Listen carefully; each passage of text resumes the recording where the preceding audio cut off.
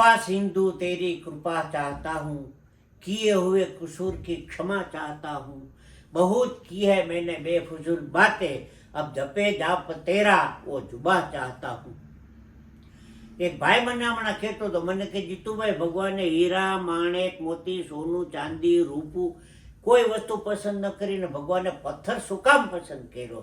ત્યારે મને એક સુંદર મજાનું મુક્તક યાદ આવી ગયું. એ મુક્તક મેં એને સંભળાવ્યું કે ફેંક્યો પથ્થર તો વાગ્યો પથ્થર, બોલ્યો પથ્થર સુણ્યો પથ્થર, મંદિર પથ્થર મસ્જિદ પથ્થર, કાશી પથ્થર કાબા પથ્થર, મટકા ફોડ્યા શ્યામબી પથ્થર, કાંઠા જોડ્યા રામબી પથ્થર, પાપ પુણ્યથી પરછે પથ્થર, એટલે તો ઈશ્વર છે પથ્થર.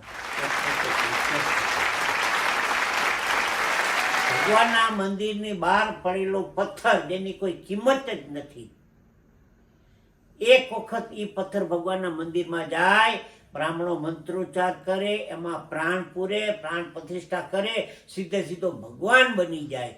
બહાર પડેલો પથ્થર સીધે સીધો એક જ વાર અંદર જાય, ભગવાન બની જાય. માણસ આખી જિંદગી જીવે ત્યાં સુધી મંદિરમાં જાય, પૂરો માણસ બનતો નથી, પૂરો માણસ બનતો નથી. કવિરાજ ભગવાનના મંદિરે દર્શન કરવા ગયા, દર્શન કરે છે.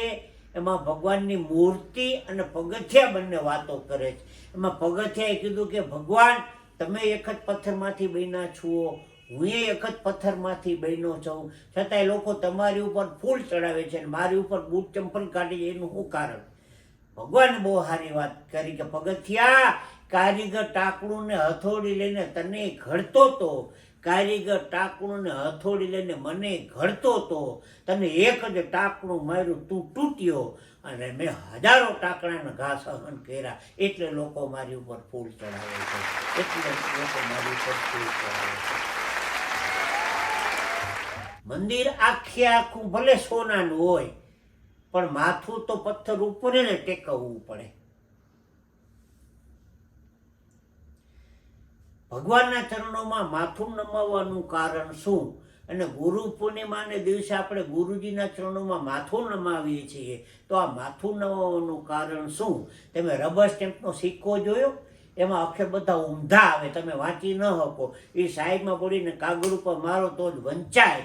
એમાં આપણા દરેકના પ્રારબ્ધ તો અહીંયા લખેલા છે, અક્ષર ઊંધા છે. એ સીધા કરવા માટે તેને ભગવાનના ચરણોમાં અને ગુરુજીના ચરણોમાં માથું નમાવવાનું. એ શેઠ મને હમણાં કહેતા હતા, જીતુભાઈ મંદિરે દર્શન કરવા આવું જ. મેં કીધું હાલો.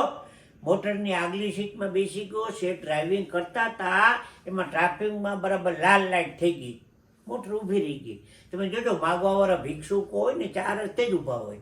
અમારી ગાડી ઊભી એટલે ભિક્ષુકે લાંબો હાથ કર્યો, શેઠે બારીનો કાચ ચડાવી દીધો. એમાં લીલી લાઇટ થાય ને મોટર આગળ નીકળી ગઈ. મેં કીધું શેઠ, તમે કાચ કેમ ચડાવી દીધા?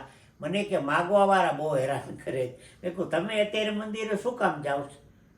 તમને આવતા જોઈને ભગવાન એની બારીના કાચ ચડાવી દે તો? આવ્યો ભિખારી આવ્યો.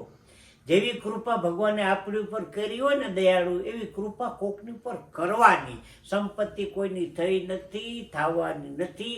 કાળ કોકની હતી, આજે આપણે છે આજે, અને આવતીકાલે થાય. આવા ઘણા હાસ્યના સાહિત્યના પ્રસંગો છે, પણ આ મારી ચેનલને સબસ્ક્રાઈબ કરતા રહેજો, જોતા રહેજો. નવી નવી વાતો લઈ આપનો આનંદ કરાવીશ. ધન્યવાદ.